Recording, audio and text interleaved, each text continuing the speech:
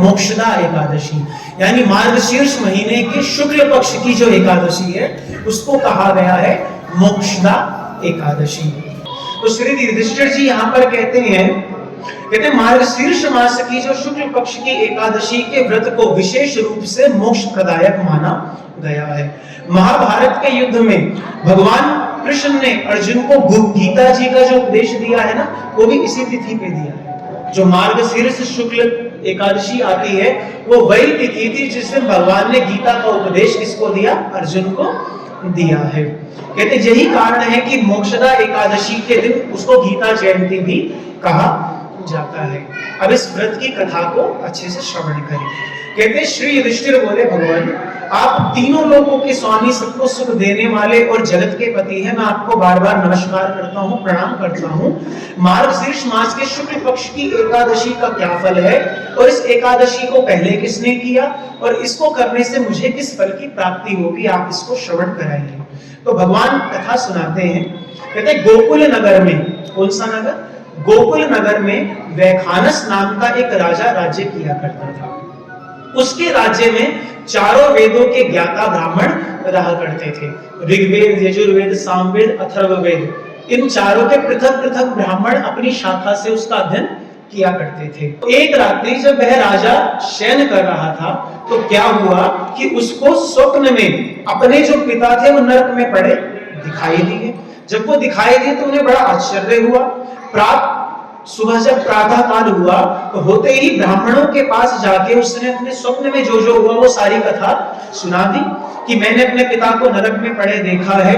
उन्होंने मुझसे कहा कि हे पुत्र, मैं नरक में पड़ा हूं, यहां से तुम किसी प्रकार से मेरी मुक्ति करवा दो। जब से उनके ये वचन उसने सुने हैं, कहता है मेरा मन बड़ा अशांत है।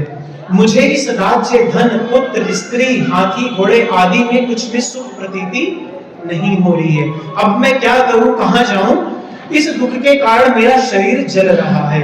अब आप कृपा करके कोई तप, दान, व्रत आदि ऐसा कोई उपाय बताइए जिससे मेरे पिता की मुक्ति हो जाए। उस पुत्र के जीवन व्यर्थ है जो अपने माता पिता का उद्धार ना कर सके।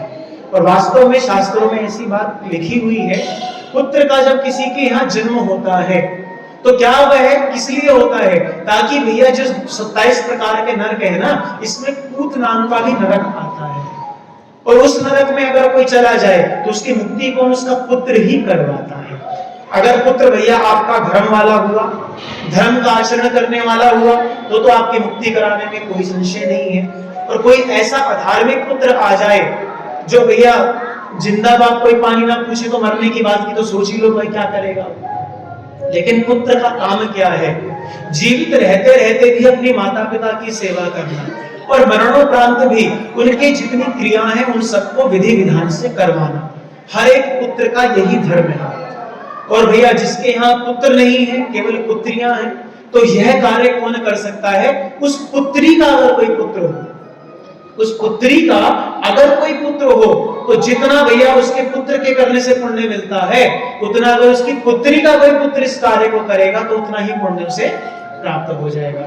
यानी वो बालक अपने नाना जी के लिए अगर इस कार्य को करता है तो भी वो शास्त्रों में मानते हैं। क्योंकि मान लीजिए जिसके घर में केवल कन्या उत्पन्न हुई, बालक नहीं हुआ, तो वो कैसे करे? तो उसके लिए शास्त्रों में ऐसा विधान दिया गया है।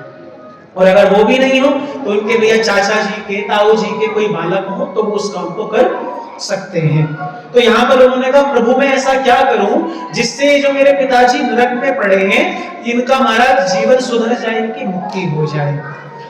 कहते उस पुत्र का जीवन व्यर्थ है जो अपने माता पिता का उद्धार ना कर सके। कहते राजा के ऐसे वचन सुनकर वो ब्राह्मण कहने लगे, हे राजन, यहाँ समीप ही भूत भविष्य वर्तमान के ज्ञाता पर्वत ऋषि का आश्रम है। यहाँ ऋषि का नाम है पर्वत ऋषि। कहते हैं आपके प्रश्नों का उत्तर वो भली भांति दे सकते हैं। ऐसा सुनकर राजा उन मुनि के आश्रम पर गए। उसी जगह चारों वेदों के ज्ञाता साक्षात ब्रह्मा के समान पर्वत ऋषि बैठे थे। राजा ने वहां जाकर उनको साक्षात प्रणाम किया। एक बात सभी के लिए बड़े ध्यान से सुनिए, जब भी कोई पुरुष प्रणाम करे तो पूरा लेट कर प्रणाम करे, जिसको कहते हैं साष्टांग प्रणाम। जब भी कोई माता प्रणाम करे, माताएं करती है पंचांग प्रणाम, माता को पूरे लेट कर कभी भी प्रणाम नहीं करना चाहिए। माताओं को घुटना मोड़ करके और माथे को जमीन पे लगा के प्रणाम करना चाहिए। बहुत सी माताएं क्या करती है, सीधा सीधा लेट जाती है। नहीं, माताओं को कभी भी साष्टांग प्रणाम नहीं करना चाहिए। पुरुषों को साष्टांग प्रणाम करना चाहिए और माथे को अपने जमीन पर लगाना चाहिए। तो राजा ने वहां पर पहुंचकर क्या किया, उन ऋषि को साष्टांग प्रणाम किया।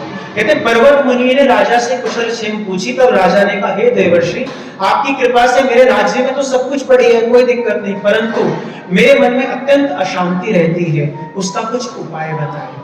कहते ऐसा सुनकर पर्वत मुनि ने एक क्षण के लिए अपने नेत्रों को बंद किया और भूत भविष्य का विचार करने लगे।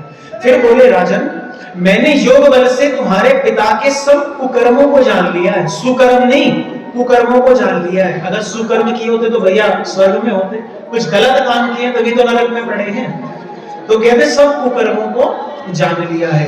उन्होंने पूर्व जन्म में कामातुर होकर के सौत के कहने पर दूसरी पत्नी को ऋतुदान मांगने पर भी नहीं दिया। यहाँ ऋतुदान का अभिप्राय आप सब लोग श्रवण करें।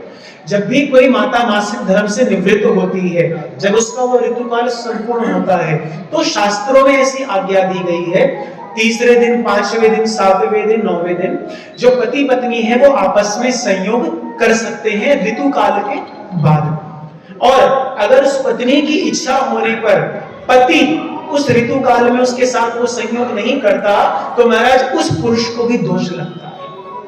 क्योंकि अगर आप गृहस्थ जीवन में आए हो तो आपको ये बात भी ध्यान रखनी चाहिए। तो वहां पर कहा कि सौत के कहने पर दूसरी पत्नी को ऋतुदान यानी उस ऋतु काल में उसकी इच्छा जाहिर करने के बाद भी राजा ने उसकी महाराज उस कामना को पूर्ति नहीं करी। कहते उसी पाप के फल से तुम्हारे पिता को नरक में जाना पड़ा। कहते तब राजा बोले, हे महात्मन, मेरे पिता के उद्धार के लिए कोई उपाय बताइए। पर्वत मुनि बोले, राजन, आप मार्गशीर्ष मास के शुक्ल एकादशी का व्रत करें और उस व्रत के पुण्य को अपने पिता को संकल्प करके दें। ऐसा विधान है, मान लीजिए कोई हमारे यहाँ नहीं है और उसके लिए हमें कुछ करना है, तो जो भी हमने व्रत किया उस व्रत का जो फल हो संकल्प करके अगर उसके नाम गोत्र से हम उसको कर देते हैं तो उसको वो फल प्राप्त हो जाता है। जैसे आप में से कितने लोग ये बताओ भैया गंगा स्नान करने गए, थोड़ा हाथ उठाओ। गंगा स्नान कौन कौन करने गया है? लगभग सब गए हो। तो वहां जब डुबकी मारते तो कहते ना पिताजी की, माताजी की, सास की, ससुर की। अब उनको क्या लग रही है वहां से? वो गीले तो तुम हो रहे हो, वो थोड़ी हो रहे हैं। लेकिन जब उनका नाम स्मरण करते हुए हम कुछ ऐसा कार्य करते हैं, संकल्प करके जब कार्य करते हैं, तो उनको वो फल प्राप्त हो जाता है। कहते हैं कि तब राजा ने बोला, हे महात्मन, मेरे पिता के लिए उद्धार के लिए कोई उपाय बताइए। तो ऋषि कहते हैं कि मार्गशीर्ष मास की शुक्ल एकादशी के पुण्य के प्रभाव से तुम्हारे पिताजी को मुक्ति मिल जाएगी। मुनि के वचनों को सुनकर राजा अपने महल में आया और कुटुंब सहित इस मोक्षदा एकादशी का व्रत किया। उस व्रत के पुण्य को राजा ने अपने पिता को अर्पण कर दिया। उस पुण्य के प्रभाव से राजा के पिता को मुक्ति मिल गई। वह स्वर्ग को जाते हुए अपने पुत्र से बोला, हे पुत्र, तेरा कल्याण हो।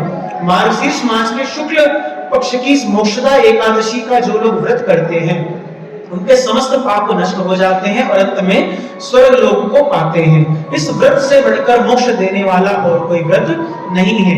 इस कथा को पढ़ने या सुनने से वाजपेयी यज्ञ का फल प्राप्त होता है। भैया हम कह रहे हैं तो हमें कहने का फल मिल रहा है, आप सुन रहे हैं तो आपको सुनने का फल प्राप्त हो रहा है। हम सबकी सामर्थ्य नहीं है हम इस कलिकाल में वाजपेयी यज्ञ कर सके। ये भी शास्त्रों में यज्ञ है, जैसे अश्वमेध यज्ञ है वैसे ही वाजपेयी यज्ञ है। तो हमारी सामर्थ्य नहीं कर सके तो अगर इसको सुनते हैं, कहते हैं, तो भी उस फल की प्राप्ति हो जाती है। तो यहाँ पर ये मोक्षदा एकादशी की कथा संपन्न हो गई। बोले श्री मोक्षदा एकादशी की।